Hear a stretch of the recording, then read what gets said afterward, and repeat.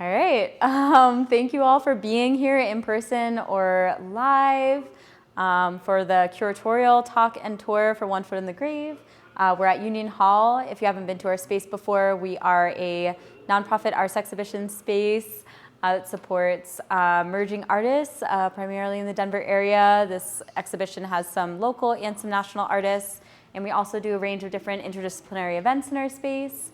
And we are supported by some really generous sponsors, so I'm just going to thank them super quick. The Colorado Community Foundation, Colorado Creative Industries, and the Andy Warhol Foundation for the Visual Arts are three of our main sponsors. There's a lot more. You can find them on our website. But I will pass things off to Esther, who's our chief curator for Union Hall and the curator for this show, One Foot in the Grave. Thank you.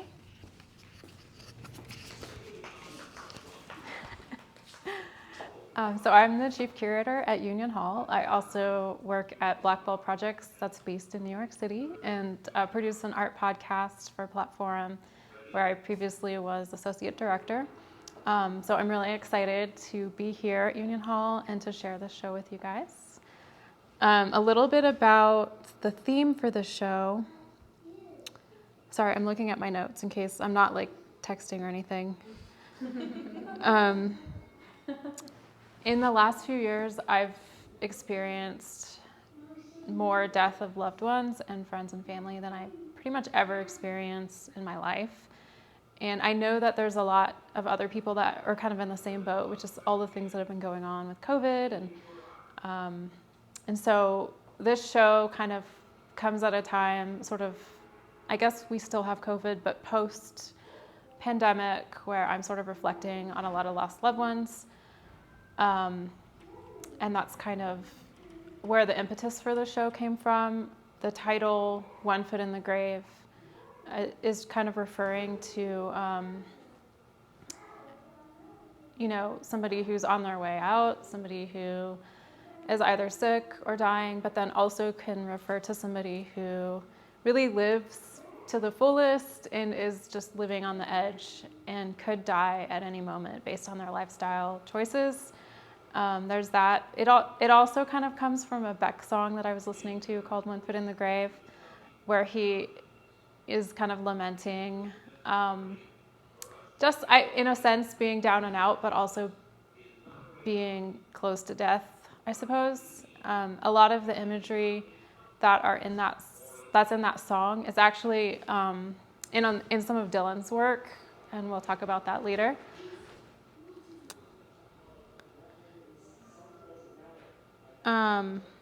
One of the other things that I think too about the theme of the show is that you'll notice there's a lot of really colorful works. It's really lively. It has, it's less of a like drab sort of like dark show as far as like the work is involved. And I think for me that kind of comes out of the idea that if we were going to live by the wisdom that death would teach us, that it would be to be more playful and messy and more alive in that sense, like not afraid to make mistakes, more human. Yeah. Do you guys have any questions right now, or? Not yet. Okay. Yeah. Feel free to like ask a question as it comes up. Yeah, so I can share a little bit about the artists in the show. We have, I guess I can just do that one by one, but since we have Dylan's piece here, I guess I can share a little bit about Dylan's work, and then maybe Dylan, would you be willing to share a little bit about your work? Or? Okay, great, awesome. Dylan is currently a Denver-based artist from Arizona. I really like the colorfulness of it, the liveliness of it. To me, this piece really has like a cyclical like nature of like death and rebirth, but I'll let him share a little more about that. Yeah. Let me give you this. Oh, cool. Very official. Yeah. You can hold it or you can put it on your shirt, whatever you want to do. Scream into it.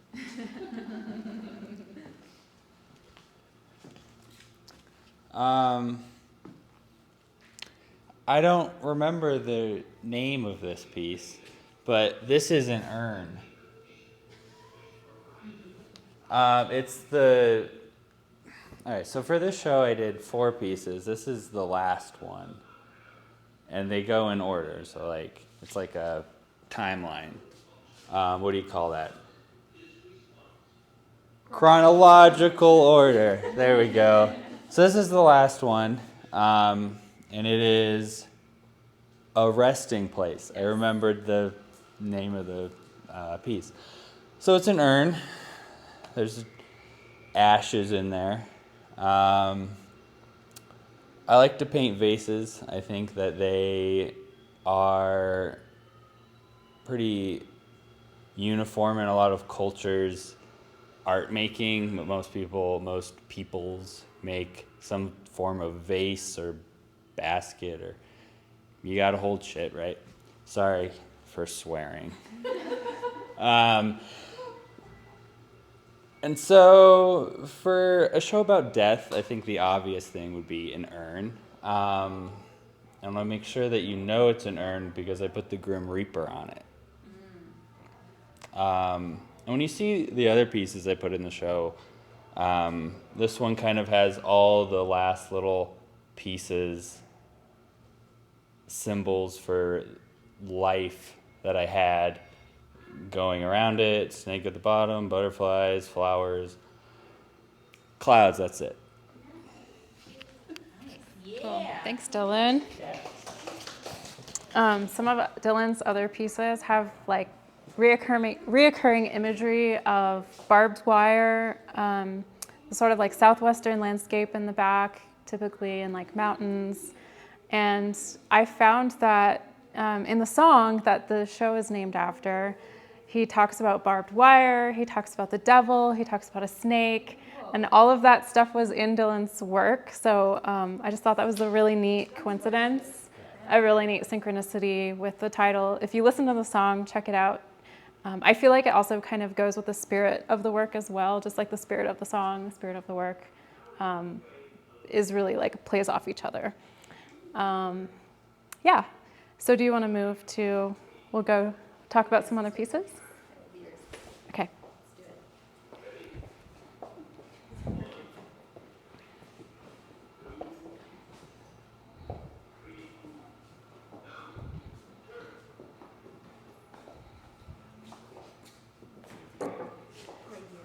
Yeah, go to Masha. So this piece is called Sign, and this is by Masha Sha. And Masha is originally from Russia, but she is currently based in Roswell, New Mexico. And a lot of her work is she uses graphite on really fine tracing paper. And so the process of creating these really intense marks on this paper kind of causes her hands to come to a breaking point, causes the graphite to come to a breaking point, causes the paper to come to a breaking point, and you can see these like really delicate tears. If you look up close at the work, there are these like very small delicate tears in the piece. I think this piece, she says, is meant to represent like a sign on the road, and I think that's really interesting. To me, it kind of plays like a portal, and it's also reflective, and it has the word disappearing. And oh yeah, the thing about language for Masha is that because she is Russian, and she has a love of language and a love of poetry, she uses words in her visual art. And of course, disappearing is spelled wrong, but there's something about like her understanding of the word and the way she's presenting it to us that I think is really interesting here. So like if you look at her other work, there are a lot more words and poems and phrases and things like that she plays with. But this does feel like you could walk into it and like disappear into it for me personally. Let me see if there's anything else.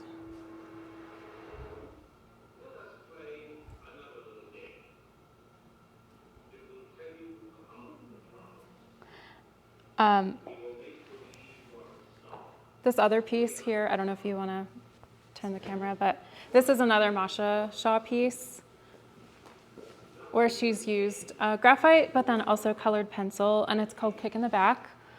And for me, it fit into the show.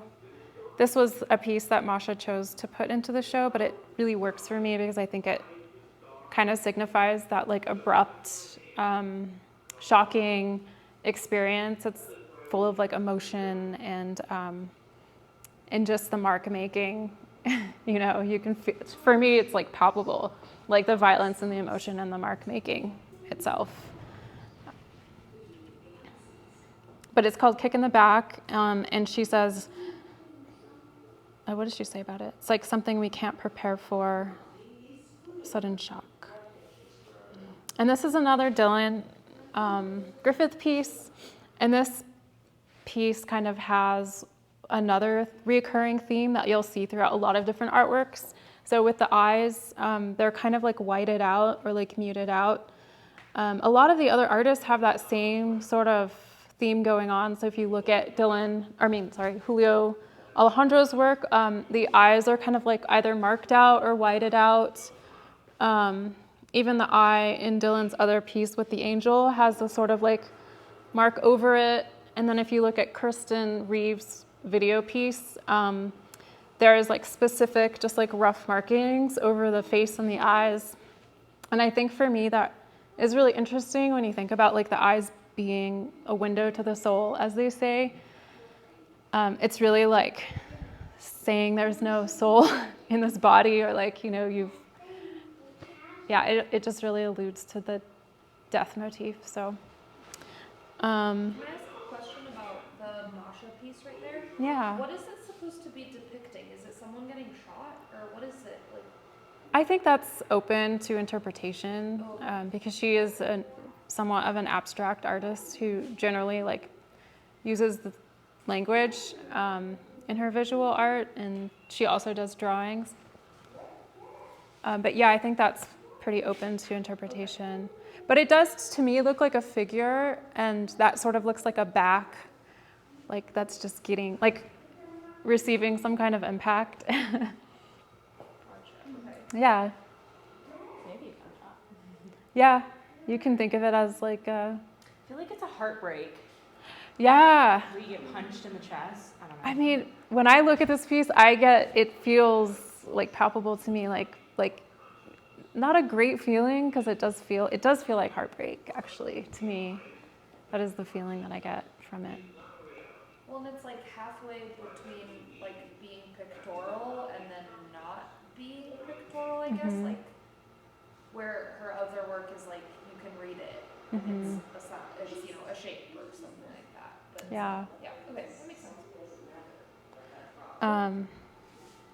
Yeah, let's move to... Do you have a preference? No, it's yours. Okay. So this piece here is Precious Kofi. And Precious is a South African artist living in Denver, or living in Boulder. She has a background in television and film where she hosted her own show called Keeping It Real with Precious, but she's currently transitioned into the art world and is doing abstract painting. A lot of her work, when I visited her studio, asking her about all of these different pieces, she kind of had like a story for every single piece. And so she said it was all very narrative based, even though it was abstract, which I thought was really cool. This piece in particular, if you look really closely, you'll see footprints in the piece, which I thought was a really beautiful metaphor. It's footprints of her children and her, and I think she painted this on her living room floor. But when you look at this piece, there's so many things like to look at. There's so many places, like I feel like the eye doesn't quite rest anywhere specific, which I find personally like really inviting and comforting. Some people are disturbed by that.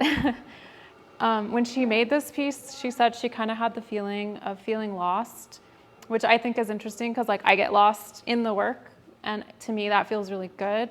But there is a sense of infinity too. Like you could look at it for like an infinite amount of times and like kind of see what you want to see. So for me, this piece has somewhat of like a sort of infinite macrocosm, microcosm, like all within it. That, yeah. I have a question. Yeah.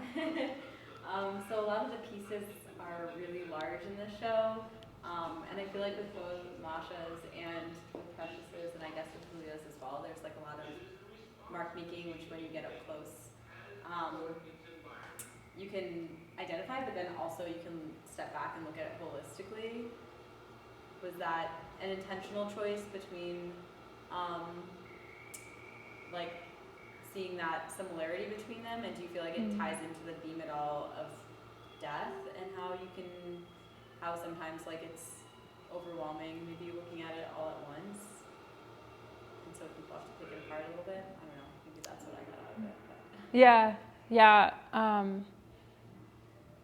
I think it depends on the piece, but like they do in a sense, because the space is so dark. For me, I wanted it to have that sort of feeling of being underground. And in particular, Masha's piece feels like a portal and like a transition. And Precious's piece, these are two very large pieces in the show. Precious's piece also kind of feels like a portal to me, like it's something that you can enter and get lost in and experience in the way you want to experience it. And I can talk a little more about Julio's large work here. This one is a bit different. So Julio Alejandro is a Mexican artist based in Denver. He was originally involved in the music scene, but then he started painting, and then in 2016 he started taking painting really seriously. And you'll see a lot of musical references in his paintings, like a lot. So in every single piece in the show he made for this show, and there's a musical reference in every single piece. This one probably has the most. So this piece is called Death of a Ladies' Man. And there's a lot of layers to this one for me. So on the surface, I think because this piece is depicting, well, first of all, there's the song by Leonard Cohen, Death of a Ladies' Man. And then if you look in the middle, right under Leonard Cohen's name, it says P. Spector, which is a reference to Phil Spector, the music producer, who was also, I think, like killed his wife, had like a tragic, he might have been an abuser too. I don't know that much about him, although I probably should. And then the other reference that's happening is this is a Picasso, well, there's this remake of a Picasso piece in the back that's called, I'm probably going to butcher it, but it's like Les Demoiselles d'Avignon, which is translated as The Young Ladies of Avignon, which is a street in Barcelona known for its brothels. So he's really referencing like tragic love and, people trying to tragically seeking like inner fulfillment through intimacy and love is what I get from this. And the tragedy, I mean, there's an urn in the front with a happy face, but also the tragedy and the beauty of it is that like you can't really, hopefully when we die, we get to experience that inner fulfillment. Or if you like achieve some sort of spiritual enlightenment, I think you might be able to experience that fulfillment. But this piece is definitely referencing death in that way. So this piece is a little more profound for me because it's something that I feel like everybody kind of relates to in relationship and in life. It's probably become one of my favorite pieces to kind of look at and understand, and I feel like there's a lot of nuance to it that I'm, like every time I look at it, there's more. There's also the marking out of the figures and the faces here, and the urn is like right up front. And then he kind of has a reference to being a ghost, where it says your location will no longer be shown on the map, which feels like more of like a digital thing. Yeah, there's a lot in this piece. I think it's really interesting. There's a lot to like pull from it.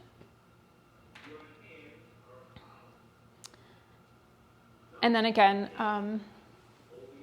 this is Dylan Griffith's piece. Trying to remember the name of it. The End of Night. End of the Night. With the barbed wire and the angel. This piece kind of gives me the feeling of like being released of like your earthly burden and not having to be bound by this boundary that is being removed for you. I really love this piece because of that feeling and that reference. And then this other piece over here is another Julio Alejandro work. And this piece was specifically made because a friend of Julio's had passed. At the bottom it says painting for Amanda.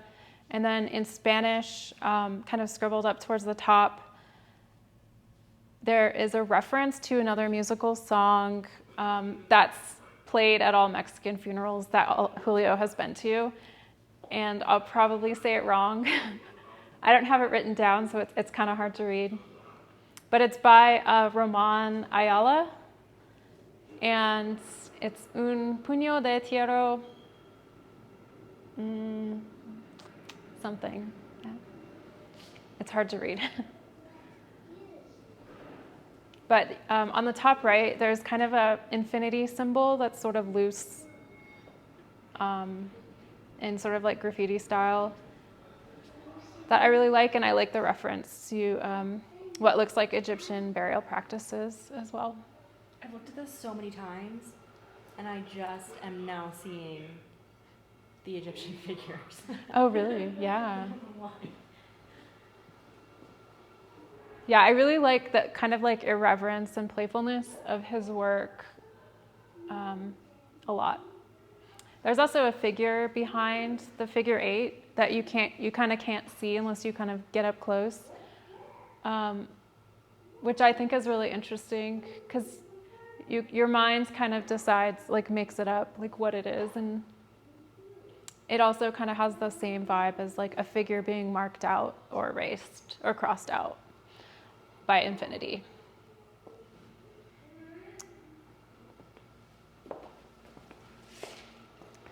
Okay, so we're gonna move back here. I think this piece over here by Dylan, one last comment on Dylan's work,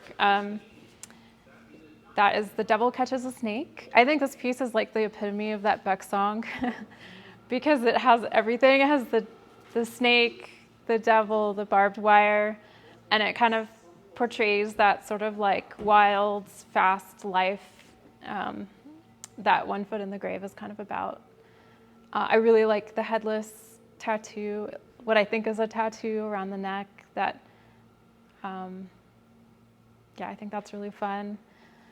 And the lettering and sort of the arch shape of that is sort of like leads me to this piece here by Alicia Ordal. Alicia is also a Denver-based artist who works in sculpture, also does performance and installation work as well. So this piece is probably the heaviest one for me personally. But I think it's probably because I know we had a mutual friend who passed away, and it's loosely based on that passing. And there's a reference to him in this piece. But it's called Let Me Know Where You Are. And if you look at the lettering down at the bottom, it sort of references a Ouija board and this idea that like, or this, maybe even this longing to communicate with those who have passed on. The rocks, I think, are just make it really apparent, like this is the ground, and the stairs, in a way, like reference like Stairway to Heaven, or like going up to the sky. And I also really like the fan because it really kind of signifies like, I mean, for me personally, maybe like this wind as like spirit. And the number 222 is a number that her friend who passed, or our friend who passed, used to see everywhere when he was alive. So it was like his special number or his angel number, whatever you would want to call that. So it had like a specific significance for him. And then when he passed, a lot of us, like a lot of people, started seeing that number everywhere.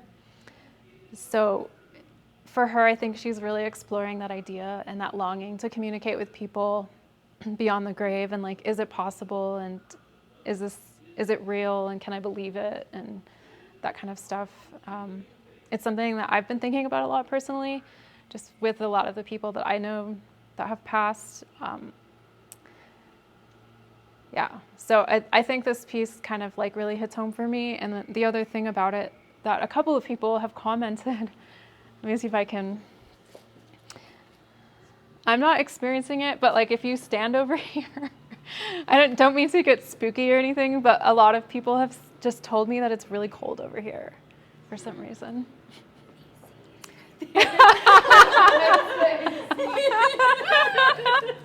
So sorry. I haven't been here long enough to like know where all the vents are, but the AC vent is right. it is funny how people were coming up to me and like telling me like this spot there's like something about this spot. That speaks a lot to the piece that Yeah. in any other show you would be like, the AC vent must be right there. But in this one, you say, what are the forces at work here? Yeah. Like, Yeah. And that you project. That's like what Ouija boards are about too, right? It's about whether it's a real experience or whether it's a projected experience that you've made up. And that's the same thing about the 222. And it's like, is this like a coincidence, or is it like from God? You know what I mean? Yeah. Yeah. That's a good point. God put the AC there. Yeah, I definitely don't think it was intentional, right? Yeah, we didn't realize No. the AC Have vent. it be in a cold spot. Yeah, so No, yeah, but I'm maybe glad that, it is. that was the Forces at work. yes. Mm-hmm. Forces of being. Maybe something and you did know the AC vent was right there. That was such a beautiful description of that piece, Esther. Thanks. Thank you. I could just cry. Yeah. Oh, there's one last one, and then we'll call it. Oh, Yeah. actually, let's go to Kristin's next. Okay. Yeah.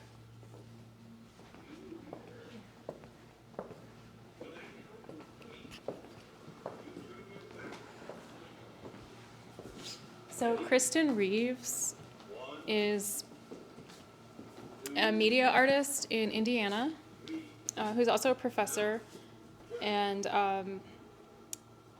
developed her own form of animation, which you'll see in this video, and it's called direct laser animation, where she uses a flatbed laser cutter as a rasterizer for a filmmaking tool, and specifically with 16 millimeter film here. So the things that you see that are kind of like squaring out or framing the baby's eyes, and like different, I think even the scratches over the faces and the eyes are also, I think, part of that direct laser animation process that she has. And if you want to learn more about it, you can find it on her website, reevesmachine.com. But this piece is called What is Nothing, and then in parentheses, after what is nothing. And so what she says about this work is that it's her attempt to realize the multifaceted materiality of nothingness through the eyes of a child. And something that I find is really interesting is that she was photographed for medical research as a child, and that like clearly influenced her practice as an artist.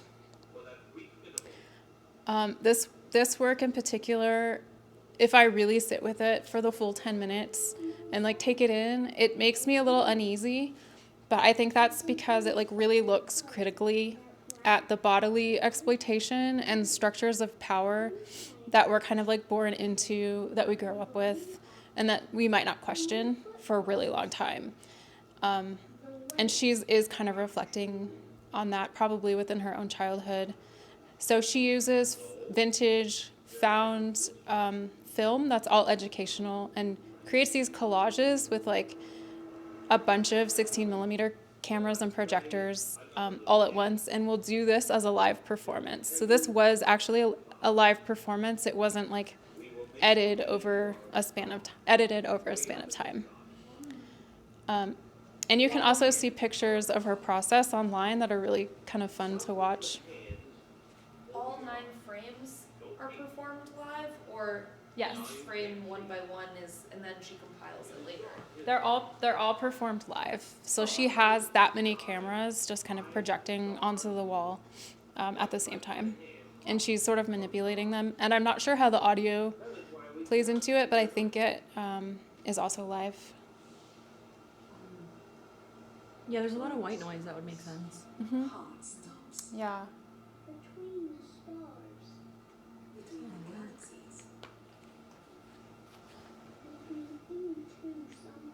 It's really funny because the kids are trying to understand what nothing is through like math and science, you know, and that's part of the reason why I'm repulsed by it a little bit too. But it's like 10 minus 10 equals nothing. Those kinds of comments can be heard throughout. When you hear the gong strike once, you will open your eyes. At that time, you will look about and quickly observe your surroundings. Ready?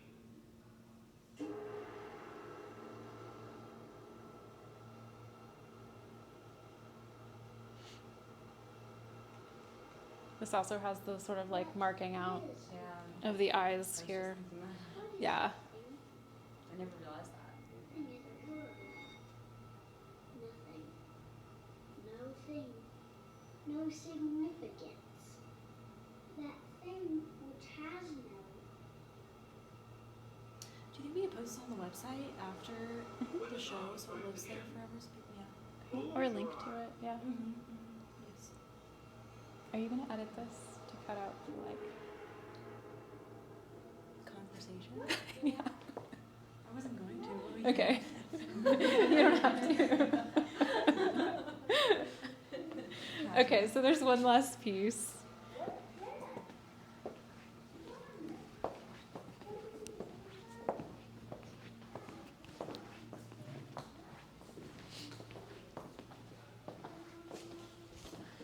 So this is also Julio Alejandro. It's a really fun piece. For me personally, it really like contrasts this like death in the background with like blooming flowers and fruit, which is like the epitome of like the fruits of life and nourishment and beauty. And I just really like how it speaks to that cyclical nature of things. And I love the cat and the fruit stickers as well. It just makes it really playful.